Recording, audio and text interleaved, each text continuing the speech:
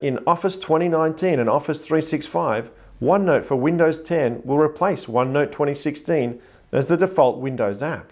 What's going on with OneNote? It's been over a year since I compared the OneNote for Windows 10 app to OneNote 2016, and in that time a lot has changed.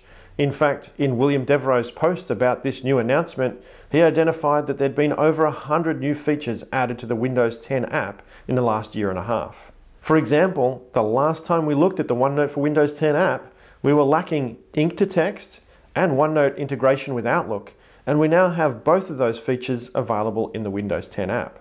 In addition to those features, we now have some great new pen tools like Pen Tilt. We've got a ruler and shape recognition, custom pen sets that follow you across the whole Office suite. We've also got faster synchronization. You can also record audio into your notes. We have multi-window support so that you can run multiple instances of OneNote together. And lastly, we have the immersive reader, which is great for teaching kids how to read. Microsoft have made this decision whether we like it or not. There could be some really cool things that this platform will support, new devices, new form factors, for example, that may be enabled through this change. We can whinge and whine about it, or we can embrace the change. And you might find a happy medium somewhere in between the two. But in order for us to really embrace the change, we need to be clear on what the benefits are to us. Some of those benefits include a single, consistent platform across OneNote. If you pick up an iOS or an Android device, or a Mac or a PC, or even use OneNote on the web, you'll now be able to have a consistent experience across all of those platforms. Another big investment that's gone into the OneNote for Windows 10 app is accessibility. The new Windows 10 app and navigation, even though I think it's not quite as nice for me as the desktop version, what it does do is enables things like screen readers so that people with bad vision or vision problems can access OneNote.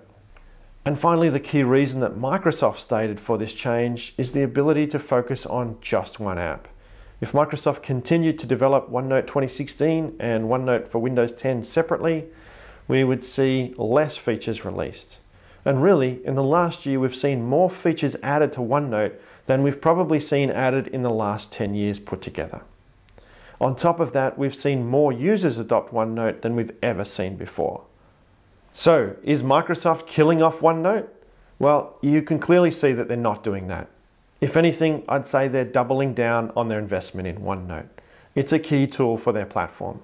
If you have a device with a pen, like a Surface Pro, you're going to find the most optimal pen experience in the Windows 10 app. You'll find that the pen is far more fluid, and we have a lot more useful pen features in the Windows 10 app now. You can still use both applications, because I find that there are some features in OneNote 2016 that have not yet been implemented in the Windows 10 app. But we can expect that gap to close even more over the next year. Some features that are in the...